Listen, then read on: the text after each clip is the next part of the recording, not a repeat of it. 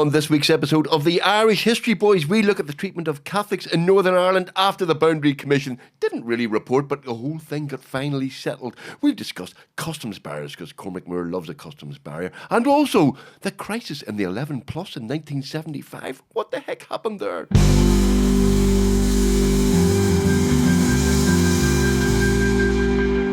December the 8th, 1925. The Irish Agreement Bill was introduced in the Dáil yesterday by President WT Cosgrave, who moved a second reading against protests from the opposition that the bill was being rushed. In the course of his speech, Mr Cosgrave said there was no written guarantee in the agreement respecting the Northern minority, because it would only be a scrap of paper, and the only real security was in the goodwill and neighbourly feeling of the people amongst whom the minority live. He anticipated beneficial results from the meetings, which would take place between the two cabinets. President Cosgrave, after reviewing events since the signing of the treaty, said, "Times have changed. A new atmosphere of friendship and brotherhood has been created. And it is this new atmosphere which has enabled us to bring you today a solution of problems which 4 years ago were, as events have proved, impossible of solution." You're listening to the Irish History Boys with me, Tim McGarry, and Dr. Cormac Moore, who read beautifully there from the Irish... Thank you, Tim. No, it's almost Christmas time, so I'm in good form. You read beautifully there from the Irish News from the 8th of December, 1925. The Feast of the Immaculate Conception. Exactly, yeah. Day off in the old days. Was it? Yeah.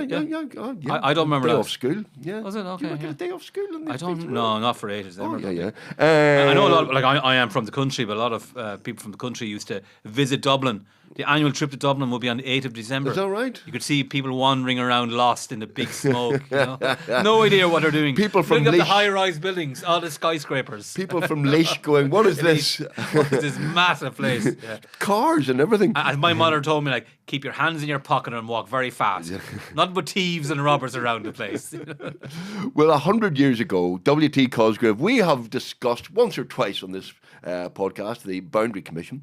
The Boundary Commission, as we know, didn't actually report. It was shelved because there was an agreement between the Irish government, the Northern Irish government, and the British government about how to deal with the whole thing. And basically, the South got a bit of a financial break, and the whole thing was put in a box and said, we'll talk about that 50 years from now. Or burn it, as Cosgrave said himself. And so the Northern Ireland, the 6 counties remained as was when the 6 counties was first set up in 1920-21. Yeah. So Northern Ireland is as it is. And Cosgrave here is in the Dáil trying to basically defend the... Yeah, he's trying to kind of... put a good make the best of a very, very, very bad job. If you want to know how bad the job was, you need to listen to some of the past episodes. But it was or read my book, The Root of All Evil. Yeah. Oh yeah, read your book. Yes, it's Christmas, ladies and gentlemen. He's plugging his book away, and it's a very good book. It's a bit of a dog's dinner, dog's breakfast or a dog's dinner. I can't dog's remember dinner, I think, isn't it? Yeah. But Cosgrave is trying to say, oh no, everything's fine. In fact, there's a new atmosphere of friendship and brotherhood created in the island. You yeah, go, this whole thing, really? Cosgrave's reformers then. So if we talk about during the negotiations that led to this settlement, the London Agreement, James Craig suggested formal meetings between both cabinets. So he wanted to jettison the Council of Ireland, which the Free State government are very happy to jettison. They didn't believe in it anyway. The Council of Ireland was set up under the Treaty of 1921. Well, no, it was set up under the Government of Ireland Act 1920, right, but retained under the treaty. Right. And it was only going to be for 3 areas initially, which were railways, the diseases of animals like foot and mouth, right, and fisheries. Now, both cabinets, or it was meant to be 20 representatives from the Northern and Free State governments were meant to be on it, and they could have decided to include more topics if they wanted to. But Craig didn't want it. Free State government very lukewarm on it. In fact, Kevin O'Higgins mocked Thomas Johnson. He was the leader of the Labour Party who kept banging on about it. As Kevin O'Higgins said, he was obsessed with the Council of Ireland. Right. And all it is a small, irrelevant body. It's only good for sheep dipping and thistle cutting. So, we don't want it, so we get rid of it. So, but in the London Agreement, to replace the Council of Ireland, Craig said, why don't we have formal meetings between the cabinets? Between the cabinets, and we can discuss issues of concern. Right. Which, on a face of it, doesn't sound like a bad idea. You keep operation. But it was actually Cosgrave who didn't think it was a good idea. Why not? Well, first, why did Craig suggest it? Surely he's going, I've got Northern Ireland, I've got my 6 counties, all the best to you. You have fun, we'll have fun up here. Why did he suggest that? Does he? Well, I can't read his mind, but I'd imagine it was kind of to soften the of the blow of getting rid of the Council of Ireland. Right. He probably wasn't as aware then of how lukewarm the Free State government was in the Council of Ireland. So did Unionists think that partition was going to be permanent? I don't know, but like of the 922, Craig said to Collins in January 22, he said like Northern Ireland might exist for 10 years, or 20 years, 50 years, who knows? Like whether there's United Ireland or not, I'm not going to walk into a Dublin Parliament, but someone else might. So there was this feeling, I think, amongst unions that this was a temporary solution. Most people thought that at the time, did they? But even interesting, during these negotiations, Winston Churchill was the Chancellor of the Exchequer, and he was hoping that instead of waiving Article 5, which Article 5 was in the treaty and basically stipulated that the Free State would contribute towards the imperial debt. Now, he as Chancellor of the Exchequer didn't want to waive that because it was a lot of money. He needed the money. 150 million quid, which pounds at the time, a lot of money. So he wanted to kind of put a moratorium on it or lessen the Free State burden. But on the other hand, that meets some of the kind of requests from the Free State government that Catholics will be helped. Yeah. And he said also, we want to create an atmosphere, and he liked Craig's idea of a formal meeting, said, we want to create a United Ireland. Ultimately, that's what everyone wants. Yeah. And Craig didn't say anything. Craig didn't stop. He didn't intervene and say, no, we don't want that. He didn't say anything. Right. It was Cosgrave who intervened and said, I don't think we should have formal meetings. We should see how it goes. And so not, informal. Let's have a friendly atmosphere. And over time, we'll develop good relationships with each other, which is just, his whole behaviour in these negotiations was so bizarre. At another juncture, Kevin O'Higgins, who was also in the negotiations, he was the Vice President of the Free State Executive Council and Justice Minister. He said what would really help, be symbolic important for nationalists in the North, is if you could reintroduce PR, proportional representation. And Craig said, I hate PR. It hasn't worked in Australia, New Zealand. It's not very British. It's a very continental thing. And what does Cosgrave pipe up with? I agree with you. I don't like PR myself. Like, contradicting his own colleagues. So he was obviously moving. He wanted to get rid of completely Article 5. Forget about the Catholics in the North. Well, that's the Catholics always in the North. There's still a tradition that they were abandoned by the South, and that they definitely were abandoned by Cosgrave. Were partitionist. You can argue about Michael Collins and the treaty and all of that. Yeah. But there's evidence here that basically they didn't give a damn. Cosgrave didn't. Yeah, O'Higgins, to be fair to him, actually doesn't come out as bad in these negotiations. He did try to ameliorate the issues for Catholics, like that they would be treated better. But it looked like Cosgrave was on a mission to get rid of Article 5. But we're going forward a bit, and if we look at this Dáil speech, so instead of actually having some concrete, like formal meetings between both cabinets, he's kind of wishing that away. Let's just have it informal, intangible. And actually, interesting, he says, when they're signing the London Agreement, himself and Craig are standing beside each other. Cosgrave said, I suppose one of us will hear from the other. And they never met again. Never once did they meet again, And the two leaders of the both Irish jurisdictions never met for 40 years until Sean Lamass met with Terence O'Neill in January 65 in Stormont. Yeah. Is that because, the benign view is kind of Cosgrave going, listen, we've just been through War of Independence, Civil War, Boundary Commission. We have a lot of financial problems. We could do without the headaches of the North. The North is kind of just forgotten about. That's what happened. Stuff to get on with. Yeah, but it's the benign view. Well, the other view, that's it. We're just feck the North. We don't really even want it. We don't care about what the North do or what the Northern government does to the Catholics. All this stuff about they didn't even make any effort to secure kind of, as you say, the PR or there was discrimination in employment. There was gerrymandering already happening in fairly large specials, and they didn't even lobby on behalf of the Northern minority in any shape or form or go to the British. Afterwards, they didn't. Yeah, but they did beforehand. They leading up to the Boundary Commission settlement of late 25. And Cosgrave was the leader of the government. They set up and financed the North Eastern Boundary Bureau, which put a lot of work into preparing the case. Yeah. And they did consider themselves trustees of Northern nationalists up until that point. But once the agreement was reached, that was all gone. Right. And this whole notion about meeting up regularly, it was in many ways like the Northern government weren't really interested either, even though they spoke with honeyed words about this new era of friendship and cooperation. They weren't pushing for cooperation either. Now, interestingly, though, in January 26th, the two agriculture ministers met each other, Patrick Hogan and Edward Archdale. Right. Patrick Hogan in the south and Edward Archdale in the north. But there were very few ministerial meetings after that. There was some cooperation within civil servants. Particularly, say for example, if you were a postman, and you had to go, say, from one part of you're a postman in the north or the south, and you're on a border area. Like if you weren't meant to by right cross the border, but they actually both jurisdictions reached agreement. And same with even the policing services. Like if it was a lot easier and more feasible just to cross the border and go back into your jurisdiction. Right. They were okay with that. So there was some kind of agreements. There was agreements on the Erne hydroelectric scheme in the 40s. But that was a push as well. This hydroelectric scheme, so DSB, which was set up in 27, it wanted to use the water from Erne, Loch Erne and River Erne, to kind of propel its hydroelectric power station. And it was actually it was a win-win for both jurisdictions. The south would get electricity, and the north would have the Erne drained. Actually, Basil Brooke, who was just before he became Prime Minister of Northern Ireland, this is during the war years, he was in support of it, but it took years for the unions to agree to have an agreement with the South, even though it benefited the Northern economy to have the Erne drained. Because of the toxicity between the two administrations, there was no agreement.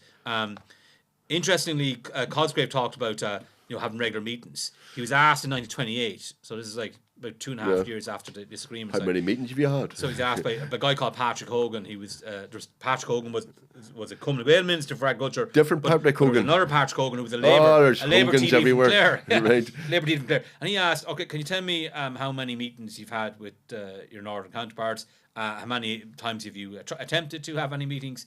And Cosgrave was brutally honest. None have been made, and no attempts have been made either. So wow. and even the boundary, the boundary bureau, the Northeastern Boundary Bureau I mentioned, it was winding up in 26, and its secretary, a guy called Edward Millington Stevens, he was actually a nephew of John Millington Synge. Oh right, the playwright. The playwright, and he managed his estate. Afterwards, E.M. Stevens, but he was winding up the operations of the Boundary Bureau, and perhaps he was looking for a job for himself afterwards. But he suggested a liaison officer, so kind of a northern liaison officer. Yeah. So he would coordinate all of the activities of each Free State government department with what they're doing to that would be relevant enhance to the relationships north. with the north, and that's not a bad idea. It wasn't a bad idea, but he was told no. Each department will do their own thing. We're not interested. Well, what's really interesting here as well is Cosgrave is completely rewriting history about the Boundary Commission, basically going, well, it wasn't going to be any good anyway. They weren't really going to. We weren't really going to get huge tracts of land, and anyway, the nationalists round Belfast and stuff, it wasn't going to affect you. And sure, one of those things. I mean, he's trying to sell it to the Doyle, obviously, and kind of cover his backside. But it's really quite interesting how they kind of just go, Boundary Commission, was it that important, really? Well, yeah, there was a lot of backpedaling. There was but actually saying that there was one correspondent, Kevin O'Sheil. He was the director of the Northeastern Boundary Bureau, and when he was preparing the case for the Free State and for Northern Ireland, God, he was looking about how much territory we can get, and it's going to make it an unviable rump. What's the remaining of Northern Ireland? And then he sends a letter to Cosgrave after the London deal. What a triumph. Isn't it a good thing that 400,000 ashes weren't taken from the north, because then there would never be unity in Ireland. So completely contradicting what his stance had been when he was director of the Northeastern Boundary Bureau. Right. So there really was this kind of almighty flipping going on within certain Free State circles. Should we because we mentioned him a lot over the last several episodes. What happened to Owen McNeill after this? Did he just disappear into? Well, politically, he ran again for TD. Did he? The National University seat, which UCD, The nerve of the man. In 27. He ran again for it did come up, the Boundary Commission. It did come funny up. That. A couple of things here, Owen. I'd like to have a word with you about. Yeah. And he defended himself. He said, look, the wording basically was at the root of the fault with the Boundary Commission of the actual treaty, the clause. So, no matter who was going to be Boundary Commissioner wasn't so he did defend himself, but perhaps it had an impact because he didn't get elected. So right. Well, look. So the position is basically the South didn't do an awful lot. They didn't want the two cabinets meeting, or they weren't that fussed on it. They got rid of their Council of Ireland.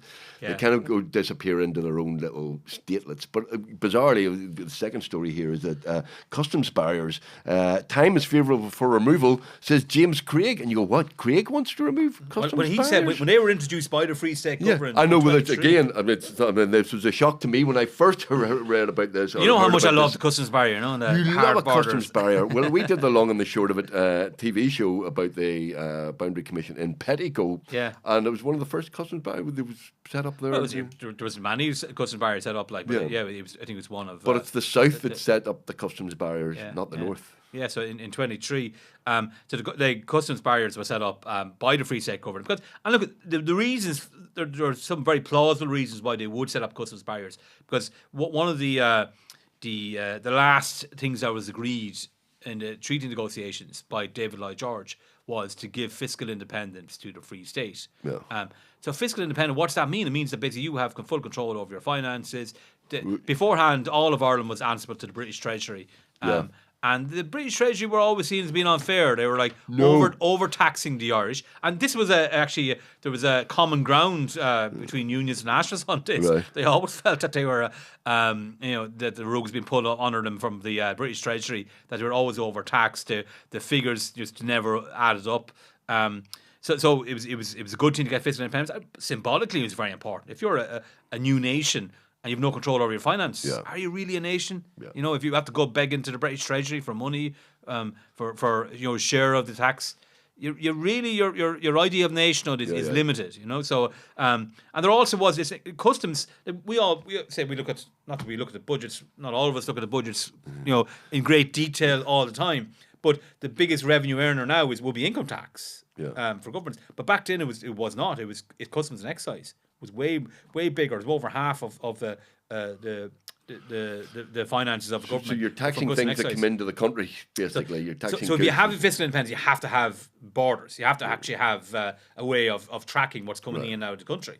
That means customs barriers. And look, it was very straightforward when it comes to ports and all of that. There's only a few points of entry in or out of the country, so it's very easy to set up. Now you have a new 300-mile border, very porous, shall we say? And this is 23, so this porous border had not been finalised yet. So it was before the Boundary Commission met, and that was a big issue in deciding should we go ahead with it or not. Like Joe Devlin, for example, said it will stereotype the border. And revenue commissioners, which was newly set up in December 22, it accepted that this could be seen as stereotyping the border. But they still went ahead because they didn't know when the Boundary Commission was going to meet. They needed money. This is a very symbolically important move to have fiscal independence. And then thirdly, they thought this would actually squeeze the North into customs union with the South, which would mean political union ultimately.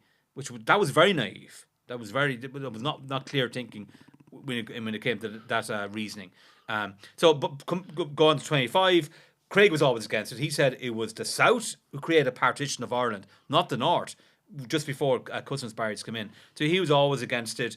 It did affect unionist tradespeople, particularly in the distribution and so they were being hit. Yeah, they were being hit. Particularly in border areas. If you were in Derry, you were being hit. If you were in Enniskillen and other kind of towns and business in the south, you were badly hit because the trade pretty much stopped. It's worth reading here from the Irish News on the 10th of December. Speaking of Belfast, James Craig said he rejoiced in the settlement of the boundary dispute. I'll bet you did, Jimmy. Not only because of the actual fact, but because the signs of the times were favourable to a removal of the customs boundary between North and South Ireland. This would be worth all the pacts and treaties ever signed. Trade depended on credit, and credit could not exist in a country divided by rival factions. Country divided by rival factions. How did that happen, Mr. Craig? Therefore, he had not only hoped, but from the conversation it had with Mr. Cosgrave, he believed that a new era was dawning in Ireland, wherein Irish tradesmen and commercial princes would be able to enjoy the fruits of their labour and enterprise without fear of the interference of political differences. And this is a sentence that kind of you kind of read and go, 1920, did James Craig really say this? Sir James Craig said he extended the hand of cordial welcome to Irish nationalists in Ulster and claimed that nowhere in the world were the minority treated with greater justice and consideration than the nationalists in the north of Ireland. Fair play to him. History will come and bite you in the backside.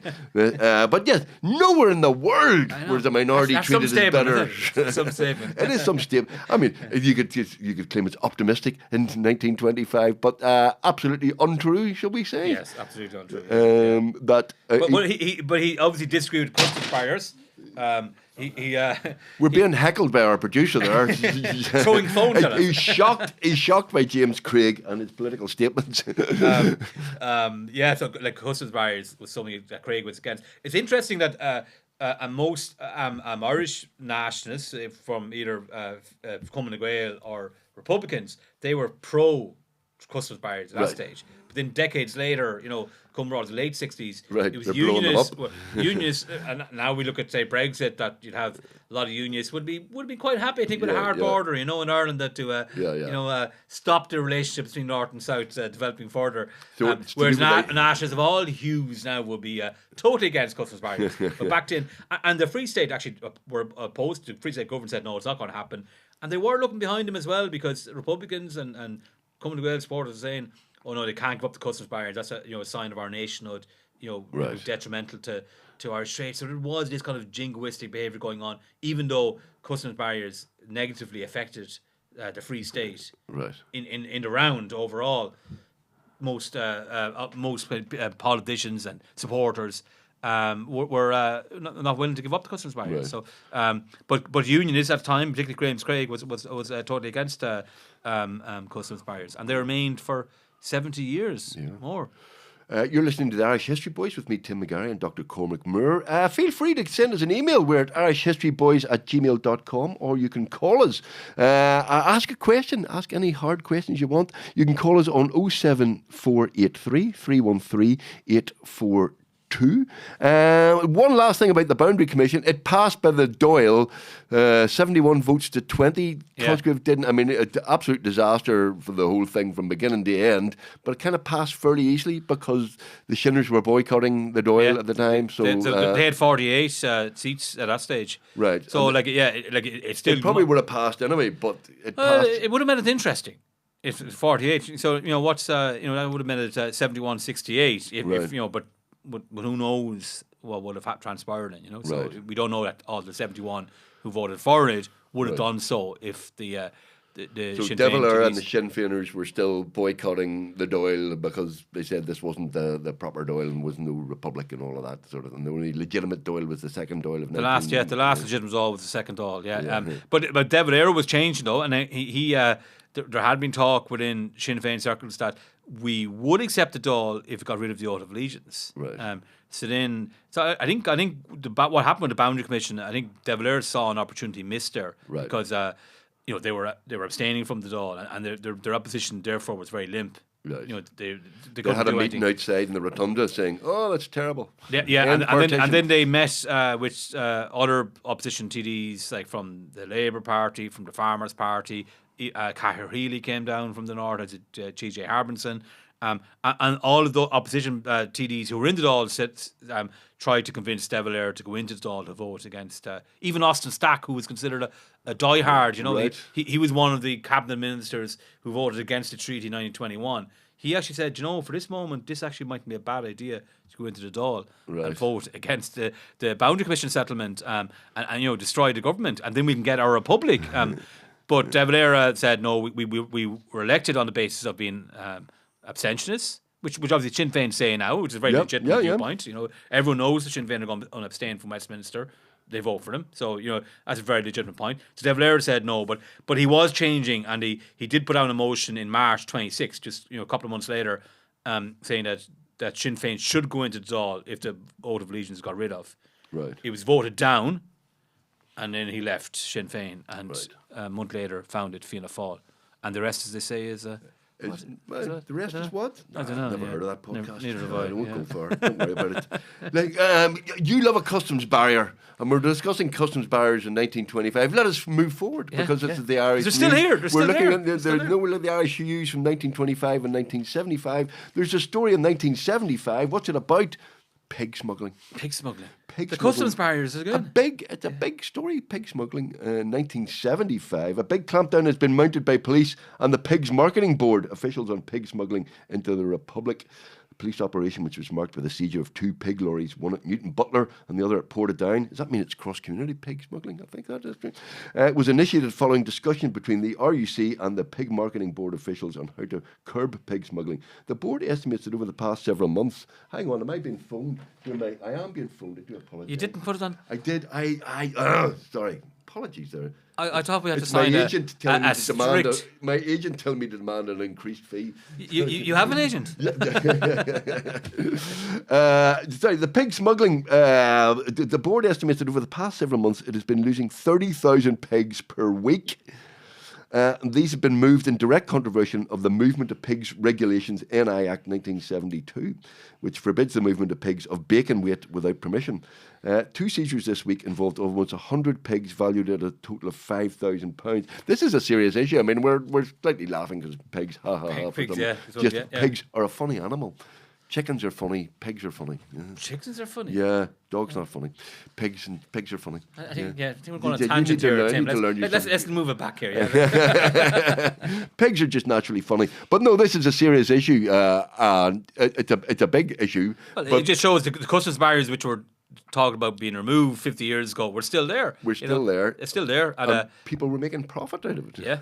I remember giving a couple of talks around the time of the 100th anniversary of the customs barriers being introduced in 2023, and people were saying there are a lot of people driving BMWs and Mercs in the 70s and 80s that basically made a living off smuggling. Right. It was a very profitable business to be in. You're saying that there was a cash economy down there, and that's Of course there was, yeah. Like it's and do you know what? But it's kind of smuggling. You know, it's kind of looked upon as a fair play to them, isn't it? Yeah. Like it was it's Well- kind of seen as a not this bad. It's a crime. It's not a crime at all. Like, you know, you're just you're beating a rotten system almost. Like it is. It's not frowned upon by many people, is it? Smuggling. And like stories are funny. Like no, we make jokes about it. We make jokes about it. you know, But even red me diesel and reading the- the stories, I laugh and I go like, you kind of go, that is funny, and you don't go, what an awful thing to do. Yeah. It's very acceptable. It's kind of an acceptable crime, isn't it? Particularly, you know, between the border of north and south, it was considered by a lot of people. Well, I think a separate crime. there's an air of sort of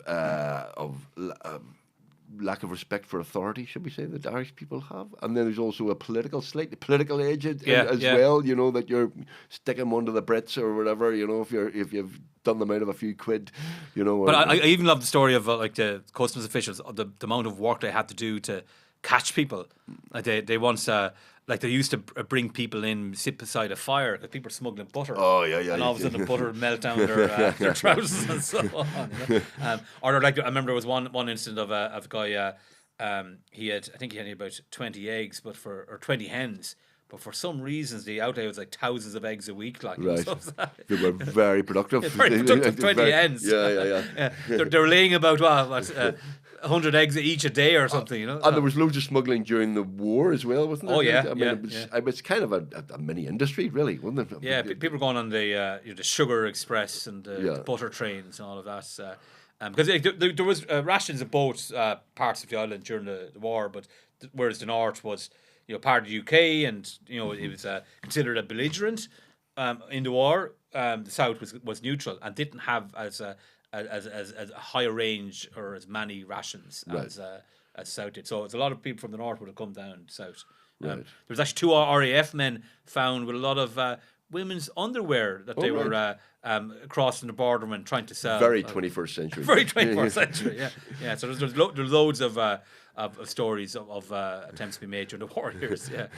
Yeah, but smuggling is seen as kind of. I think there was kind of small scale smuggling. I mean, now it's slightly more sinister and stuff, and there's paramilitary involvement and some stuff. person with But there's- diesel and all that, Yeah. and pipes that are going from north to south.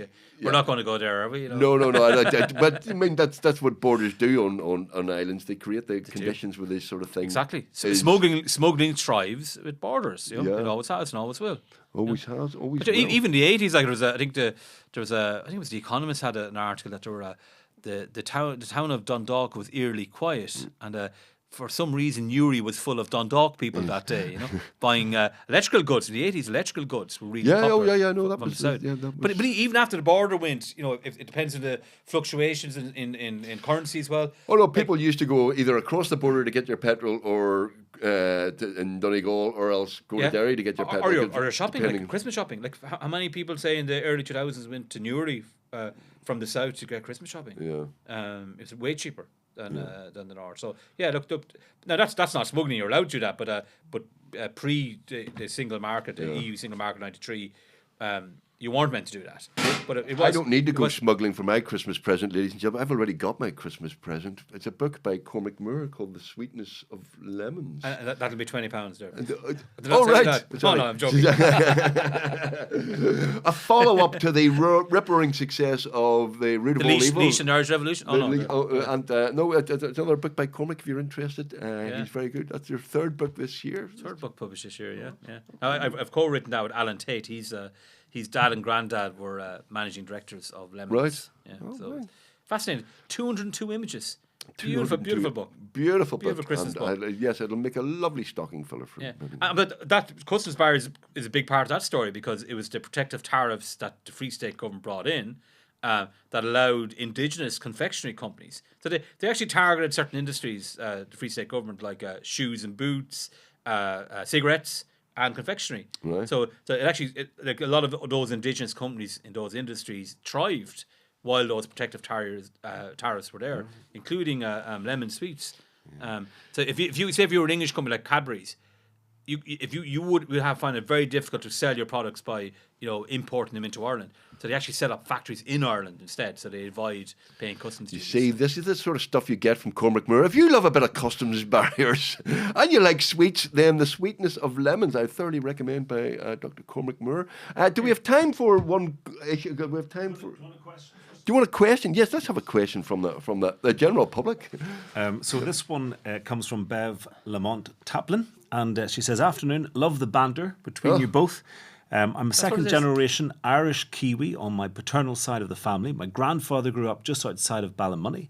In 1926, he moved to New Zealand with his family. So my question is, when did Ireland turn from the Free State to the Republic of Ireland?" Even I can answer that. Yeah, go on, off you go. Yeah. Do you want me to answer that? of course. Dr. Cormac Moore, I can anscer that. This is. Go for it. Don't let me stop you. It was. Hang on, dear. Look at the Wikipedia here. It was 1949. Or ChatGPT. It was 1940. Exactly. Did I get that right? You did. Yes. It was based on an announcement by John A. Costello. He was the Taoiseach in Ottawa, in Canada. He declared Republic in 48. See, you couldn't let me have my moment of glory. You had to give me more detail. I agreed with you. I was about to say that. Okay. It was 1949, and he announced it without telling people in advance that he was declaring a republic. Sorry, slightly serious. What the mechanism did they say you're a republic? Just say you're a republic. Is that it? No, they had to pass legislation to. Yeah, but do the Brits not go, hey, a minute, wait a minute, do we not have a treaty and all? They do they allow them to become a republic? Well, they weren't happy with it. Right. Clem Datley's government warned. Well, why didn't they just do it in 1922 then? But they 23? wouldn't have got away with 22, I don't think, But by then, the treaty being so dismantled, it was after the Constitution 37, it was a republic in all but name. Right. Now, De Valera didn't want to declare a republic at the time because of partition. He felt it would help towards unity not to declare a republic. Right. Even though the Free State or Ireland, as it became known in English, or Éire in Irish. So it was Éire, it was the Free State, Saarstadt era, up until 1937. De Valera has a new constitution. So it's called Ireland in English and Éire in Irish right. from 37, which is that's still the official name of the country is Ireland, not the Republic of Ireland. Yeah. The only name I think that has that name is the Irish soccer team. Yeah. It's generally called the Republic of Ireland, but the nation is not called the Republic of Ireland. The official name is Ireland under the constitution. But so it was John A. Costello kind of did a solo run, as he said, declared the Republic. The British government weren't happy, so they had their Ireland Act afterwards Right. in 1949, Clement Attlee's government, and that was a very significant piece of legislation. It said if the Parliament of Northern Ireland will decide, what country they're in. So it basically put it down to the majority of people in Northern Ireland deciding which constitutional mechanism they want. Was that the first time that was formalised, the sort of northern veto, as it were? The majority of people in Northern Ireland. Well, it said Parliament, not people, but it said Parliament. The majority of people in Northern Parliament will decide the future of its constitution. So that was pretty much British government siding with unionists then, that the majority of people have to agree with to change the constitution. Right. Which would have been assumed at the time that's a permanent majority. So for staying in the union. Why 1949? What prompted him to declare a republic? Was there a movement underneath going, this is going to happen? With kind of, it was an inevitability. Somebody was going to do it someday, and he just kind of decided. I think there was a bit of that, but also there was a lot of people. There was a lot of kind of anti-partition leagues. It was a bit like we were talking earlier in this discussion about that there was no proper relationship between North and South, and instead of actually trying to speak to unionists or vice versa, it was all kind of this bombastic rhetoric, talking about the evils of partition, and it was very in vogue in the late 40s. So De Valera went on a world tour after, like he was Taoiseach or President of Executive Council in Taoiseach for non-stop for 16 years. When he goes into opposition for the first time, he goes on this world tour basically talking about the evils of partition. And then so it's in vogue. There's loads of protests against partition. So I think Costello gets caught up in this mood as well to show that Fine Gael and his government and theirs was a coalition government, and Clon Republica was in that coalition. They would have been very Republican. Sean McBride was the leader of that party. So there was all of these kind of factors, and that's whereas in ironically, that atmosphere he made the announcement. Whereas ironically, in that period after the war, in particular, in the war experiences, North and South helped the Copper Fastman partition, didn't it? Well, it did, yeah. Well, if you look even at the welfare state was created as well at this stage. Shaking your fist at the clouds there, isn't it? Going, partition's evil, get rid of it. Yeah, but there was no proper strategy or a cohesive policy in terms of how do we end partition, or how do we deal with partition. It's just all bombastic rhetoric from all sides, and it didn't move the dial anyway forward at all. In fact, it did the opposite in many respects. So this was part of that move, I think. I like a bit of bombastic rhetoric, though. Actually, we all do. We all do. Where does it get us, though? What? Where does it get us? Yeah, I know, but it's good fun. Yeah, that's true. Yeah. So thank you very much for your question. What was the lady's name again? That was from Bev Lamont Taplin. Bev, just to be clear, I answered the question first rather than Dr. Cormac Moore. I got it right. 1949, in Canada. Canada, yeah. Not New Zealand. New Zealand, a beautiful part of the world, I must say. Absolutely. Bev, thank you for listening, and thank you for your question. Is that enough? I think we've got time for the 11 plus. Oh, good. Good. You love a good 11 plus. I love a good 11 plus. 1975, ladies and gentlemen. I was about to go to St Malachy's College because I passed my 11 plus the year before, 1974, despite the best efforts of loyalists. And who turned off the lights in May 74 when I was studying to do my 11 So plus. when do you actually do it? You do it in the autumn, winter? You do it in the autumn, winter. Yeah, so I did mine in 74. So here in 1975, 50 years ago, there was a scandal in the 11 plus because some pupils had done a test, what they thought was a transfer test from the past, but was actually a transfer test that was the real transfer test, and they'd done it as a sort of practice test, and then went into the exam and went, woohoo, I think I've done this before. So there was a massive scandal, and poor children were made to resit part of the 11 plus. For those who don't know, the 11 plus was an exam that still exists in some form today in Northern Ireland. It's not called 11 plus now, is it? Or it's called the transfer test, Yeah, and it's had several iterations, shall we say. Martin McGuinness this when he was Minister for Education. Yeah. Got rid of it. But then Northern Ireland, being Northern Ireland, the Catholic and state schools got together and they introduced 2 11 pluses, a Catholic one and a Protestant one. And if you were very, very unlucky, you ended up doing 5 exams because there were 3 in the Protestant one and 2 Catholic ones. Right. Okay. If you're really, really unlucky. Wow. Those And a 10-year-old. It's a 10-year-old. It just seems so cruel. It's just. Those have now been equalised, and there is now one sort of test if you want your child to go to a grammar school or one of the better schools. So you don't have to take it; it's voluntary, but parents like. Well, if you don't take it, you're not going to one of those schools, is it? Yeah. But in the old days, back in '75, it was the 11 plus exam, and that decided which school you were going. Were you going to a secondary school or were you going to a grammar school, basically? And so it was very important, and middle class parents particularly used to. Do you remember the story though? Like, is this news to you about having a resit part of the? This is kind of news to me in that I don't remember. In '75, I'd done the exam the year before, but literally when I did, I remember as an 11-year-old being told that there won't be an 11 plus in 2 or 3 years. The 11 plus has always been discussed and is always going, and there's never going. Don't worry, the 11 plus this test won't survive, and it's still 50 years later, it's still going. But this must have been horrendous for the pupils. So they think, the stress of it. That's all over with. I can enjoy Christmas now. Yeah. What's Santa bringing me?